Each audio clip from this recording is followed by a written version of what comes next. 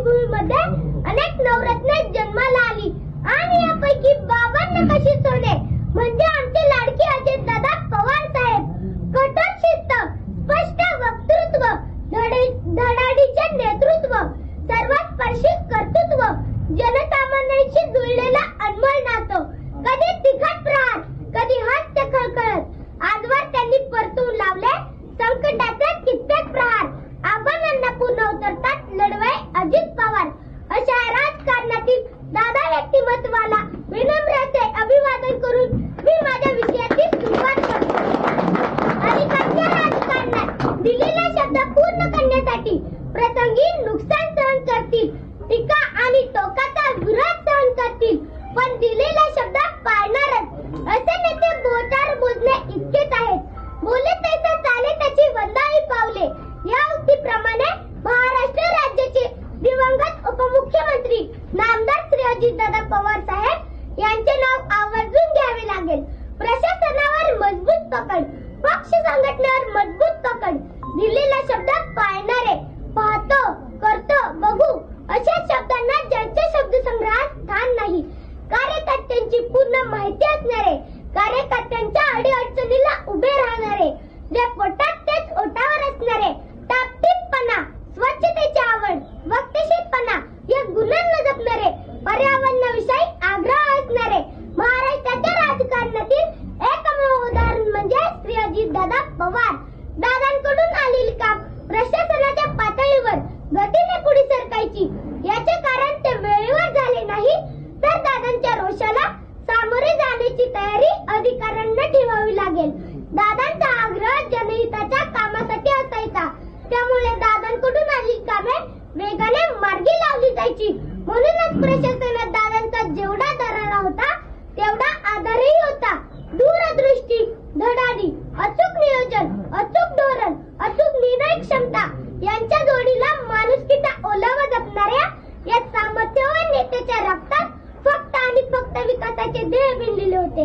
पिंपरी चिंचवड आणि बारामती सारख्या शहराच्या शिरावर डोळे दिपवून टाकणाऱ्या विकास कामाचे कोंदण लावणाऱ्या अजितदादांच्या हातात राज्याची सत्ता आल्यानंतर महाराष्ट्राची प्रगती ही तितक्याच जोमाने होऊ लागली. यात मात्र शंका नाही. संपूर्ण महाराष्ट्रात दादांना आणि त्यांच्या कार्यपद्धतीला मानणारा मोठा वर्ग आहे. चुकीच्या कामांना दादा परखडपणे विरोध करतात, तर लोकोपयोगी कामात अडचण आली तर त्यांचा परखडपणा कामात दिसतो. काम झाल्यानंतर त्यांचे महत्व व दादांची कल्पक दृष्टी लोकांना समजते. महाराष्ट्रातील सर्वात कार्यक्षम नेता कोण, तर ते अजितदादा पवार होय.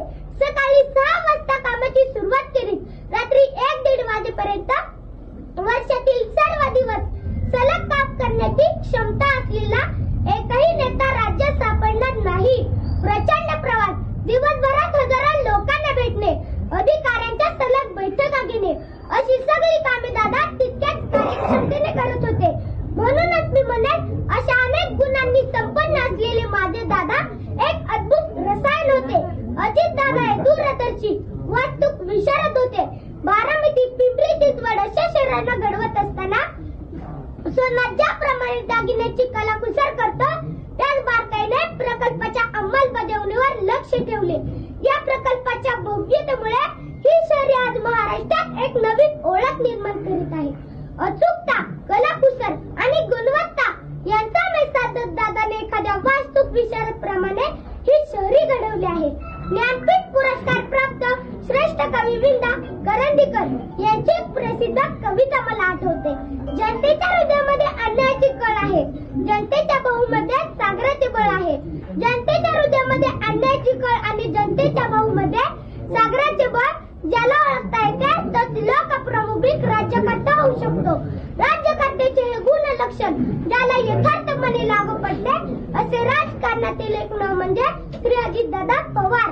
महाराष्ट्राचे माजी मुख्यमंत्री वसंतदादा नाईक यांच्यानंतर महाराष्ट्राच्या राजकारणात दादा म्हणून मिरवण्याचा मान मिळाला तो फक्त अजितदादांनाच.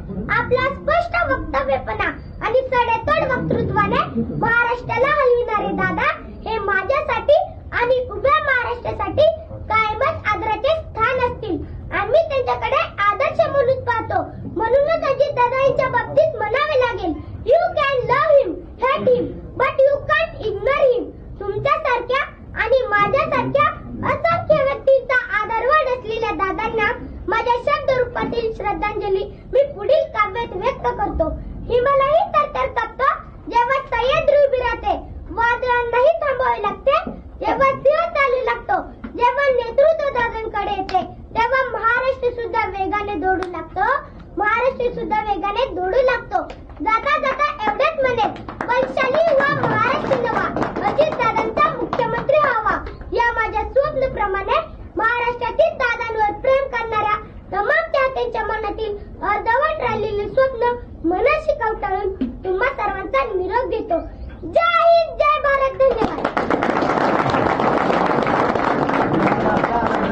पुढे लिहिले दादा आपल्याकडे